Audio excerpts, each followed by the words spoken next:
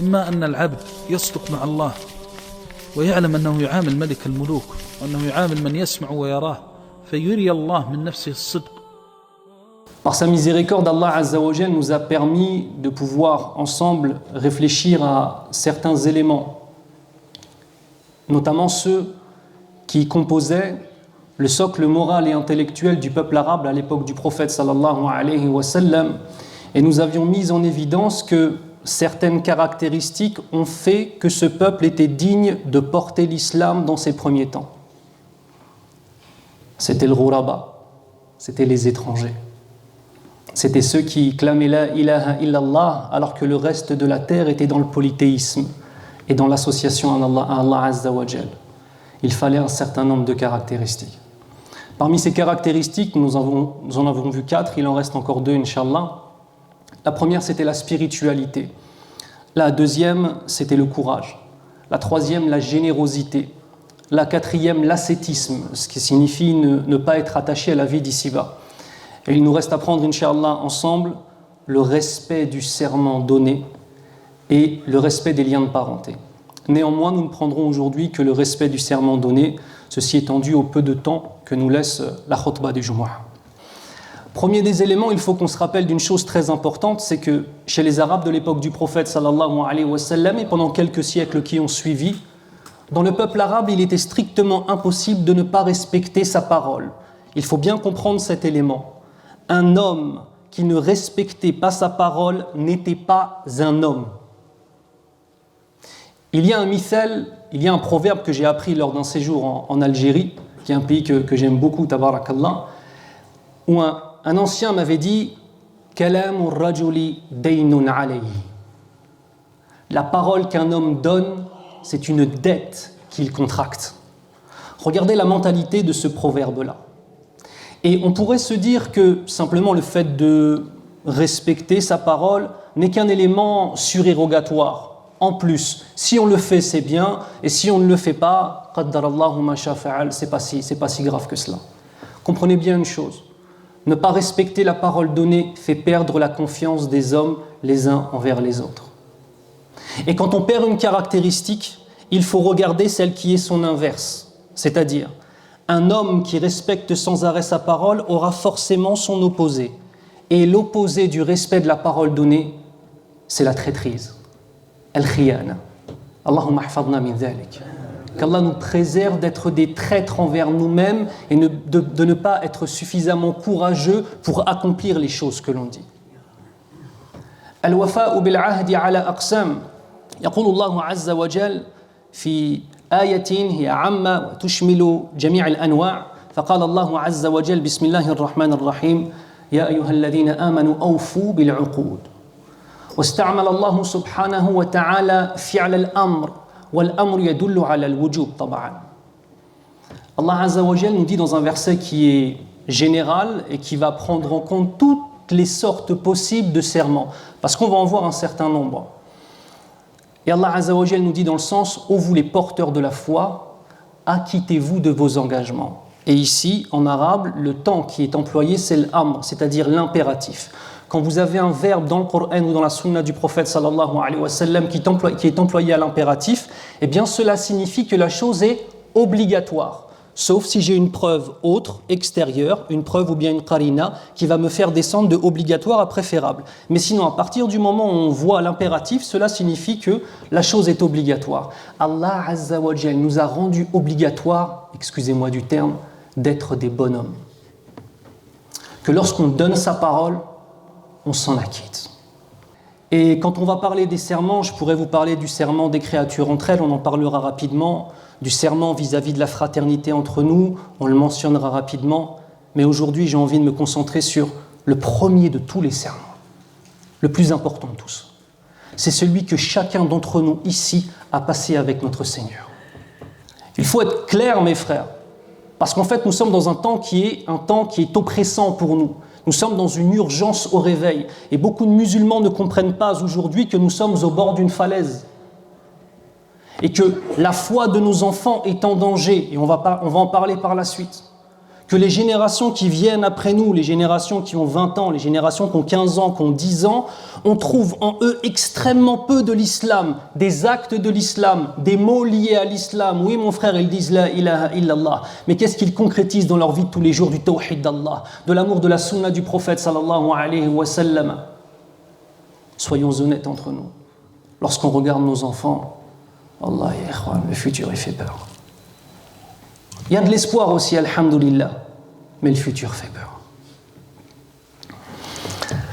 Lorsqu'on a dit la ilaha illallah, on a contracté un contrat avec Allah Azza wa Jal. Que vous soyez musulmans de naissance ou que vous soyez convertis à l'islam, que vous soyez des hommes ou des femmes qui se sont perdus dans les ténèbres des péchés, puis ensuite sont revenus à Allah Azza wa Jal. Lorsque vous êtes revenus, lorsque je me suis converti à l'islam et qu'on a dit la ilaha illallah, vous savez ce qui s'est passé?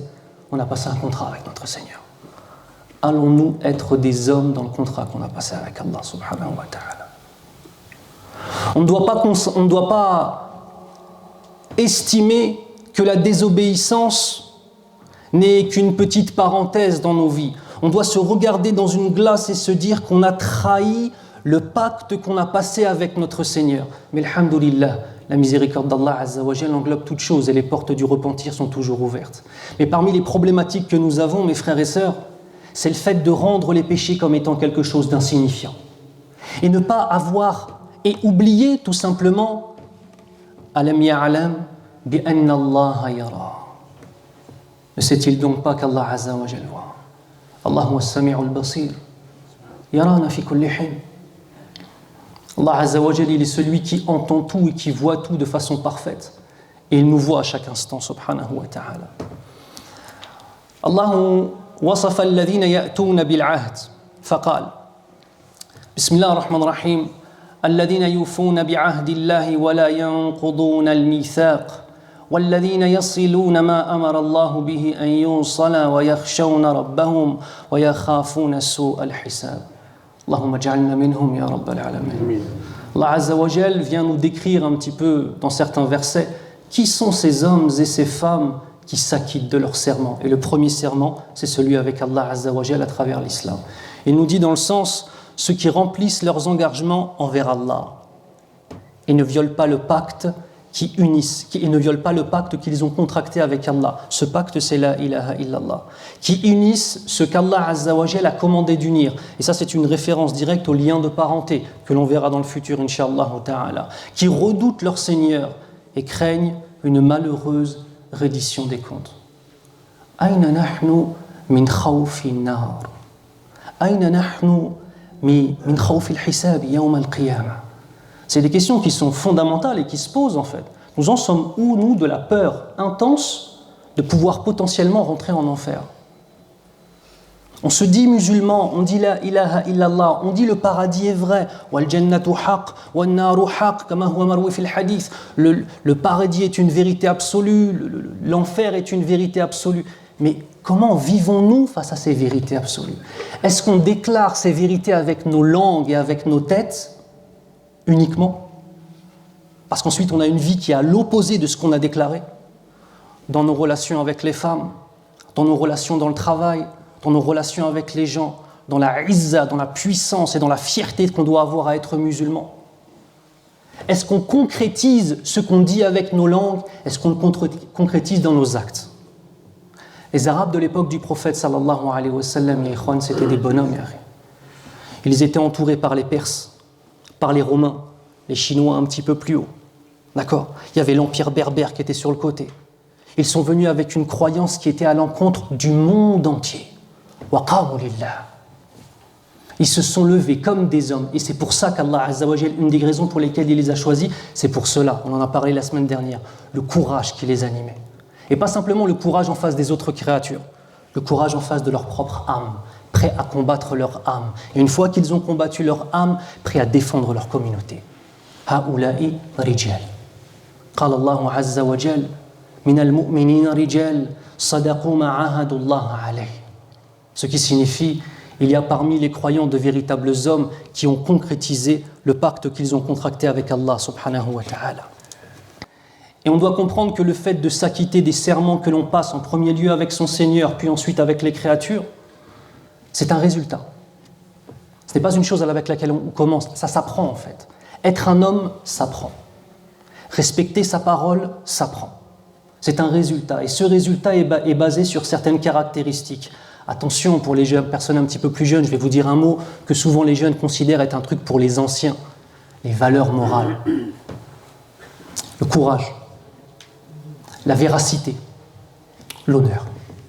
فالوفاء بالعهد من الصفات المنورة والمنورة ولن تجد أحدا لا يحب هذه الصفات وبالعكس الخيانة من الصفات الشيطانية والمتعلقة بالنفاق اللهم احفظنا من ذلك ولن تجد أحدا يحب هذه الصفات حتى الخائن لا يحب الخائنين أليس كذلك؟ Il est intéressant de voir cet élément-là, c'est que l'homme peut prendre des caractéristiques qui sont, comme l'imam Abu Hamid al-Ghazali, rahimahullah, les mentionne, des sifat, des caractéristiques angéliques, que je ne vais pas appeler angéliques, mais que j'appellerais plutôt des caractéristiques lumineuses. Tu as une lumière en toi, et tu peux donner de la lumière. Parmi ces caractéristiques lumineuses, nous avons le fait de tenir sa parole. Et à l'inverse, nous avons des caractéristiques shaytaniyya, Allahumma hafadna min dhalik, des caractéristiques des ténèbres, des caractéristiques du diable, des caractéristiques démoniaques. Parmi celles-ci, la trahison, le fait de trahir, le fait de dire je ferai ça et la personne fait l'inverse, le fait de dire je serai là pour toi et la personne est absente. Allahumma hafadna min dhalik. On entend des paroles parfois où des gens regardent et voient des actes d'adoration qui sont faits par nos anciens, tabarakallah, wa nas'alullah azza wa jal an yahfadahum jami'a. Demande Allah de préserver tous nos anciens, ya rabbal alamin, et ils voient des actes d'adoration chez les anciens qui sont impressionnants. Puis la personne, en fait, pour rassurer son manque d'action, dit non, mais ça c'est les anciens. Genre la prière, c'est un truc d'ancien. Genre lire le Coran, c'est un truc d'ancien. Mais frère, c'est pas un truc d'ancien ou c'est pas un truc de jeune, c'est un truc de musulman. Il faut se dire les choses aujourd'hui. On est arrivé dans un temps où on dirait que de dire la vérité aux gens, sur la gravité de ce qu'on vit aujourd'hui, c'est devenu quelque chose qui est aïb. Ce qui est vraiment honteux, c'est pas le fait de dire des choses qui ne plaisent pas aux gens. Ce qui est vraiment honteux, c'est le fait de se taire sur la vérité. Et on n'a qu'à juste regarder la situation des musulmans dans le monde, la situation des musulmans en France, la situation des musulmans de façon générale pour voir qu'il y a une urgence. Allahumma hafadna ya rabbal alamin. Il y a des questions de fond, mes frères. Comment est-ce qu'on va pouvoir être encore digne de porter l'islam et de transmettre l'islam, incha'Allah ta'ala, si le socle moral et intellectuel de beaucoup de musulmans et de musulmanes est dans un état de faiblesse extrême? Mais comment on va faire? Excusez-moi, je vais être un peu dur là. Quand on voit la dégaine de nos jeunes,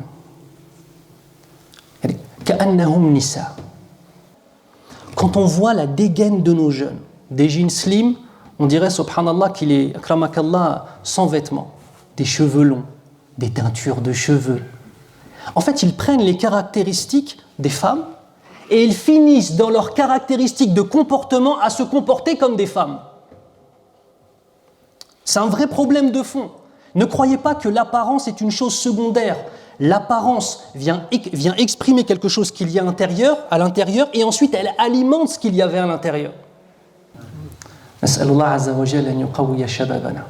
Demande à Allah azza wa jalla de renforcer nos jeunes et qu'ils puissent être des hommes et qu'ils ne regardent pas le passé de l'islam, qu'ils ne regardent pas l'histoire de la vie de Salah ad-Din al-Ayyubi rahimahullah ou la vie des grands mujahidines qu'on a eu dans l'histoire de l'islam, qu'ils ne regardent pas ça comme une série Netflix. Une fois que l'histoire est finie, ils le mettent de côté. Qu'ils vivent avec ces exemples et qu'ils comprennent que le courage, le fait d'avoir des valeurs morales, d'avoir de l'honneur, d'avoir de l'honnêteté, c'est ça qui va les élever.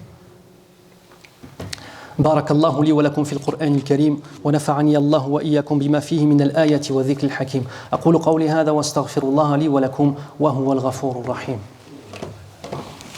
استغفر الله استغفر الله استغفر الله أعوذ بالله من الشيطان الرجيم بسم الله الرحمن الرحيم والصلاة والسلام على أشرف الأنبياء والمرسلين نبينا محمد وعلى آله وأصحابه أجمعين وأشهد أن لا إله إلا الله وحده لا شريك له وأشهد أن محمدًا عبده ورسوله صلى الله عليه وسلم فأمامنا حزبان طريقان حزب الله وحزب الشيطان طريقة الصلاح والهدى والتقوى وطريقة الفساد والفسق والضلال. On ne va pas se mentir, on a deux voies en face de nous. On a la voie du parti d'Allah Azza wa Jal et on a la voie du parti du diable. C'est aussi simple que ça. On a la voie de la droiture, on a la voie d'être des hommes comme il se doit, bima'na al-kalima, et on a la voie d'être des lâches et d'être des pervers. Allahumma hafadna min dhalik. يقول الله عز وجل أولئك حزب الشيطان ألا إن حزب الشيطان هم الخاسرون.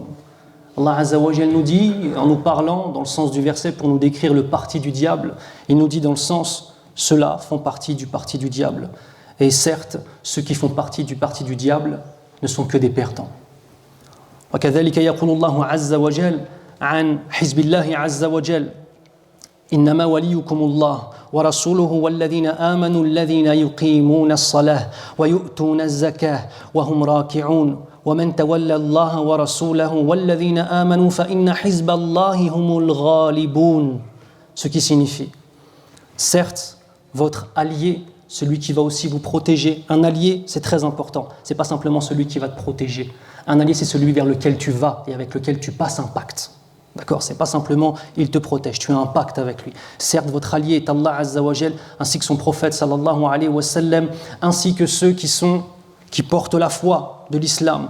Et qui sont-ils ceux qui portent la foi de l'islam ? Ceux qui s'acquittent de la prière, ceux qui s'acquittent de leurs zakats et qui sont raki'un, dans le sens qu'ils font la prière. D'accord ?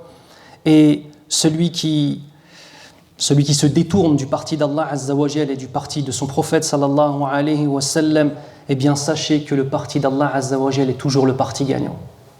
C'est une grande hikmah pour nous. C'est-à-dire on n'est pas face à une guerre où on ne sait pas qui va gagner. On sait exactement qui va gagner de façon idéologique. La seule question, c'est est-ce qu'on sera du bon côté ? Il faut comprendre ça, cette notion de guerre idéologique que l'on subit aujourd'hui. Regardez un tant soit peu le rap et ce qu'il véhicule aujourd'hui. C'est vraiment les musiques les plus écoutées aujourd'hui. Je ne sais pas si vous avez déjà écouté ce qui se dit dans le rap. Parce que vos enfants, ils écoutent ça. Parce que vos enfants qui ont un smartphone, ils écoutent ça.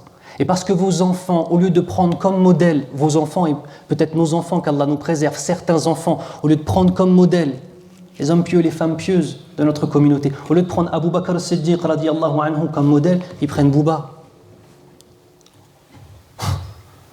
Au lieu de prendre Ali ibn Abi Talib radiyallahu anhu, ils prennent Karis. Au lieu de prendre Salah ad-Din al-Ayyubi et Saroujoula, ils prennent PNL.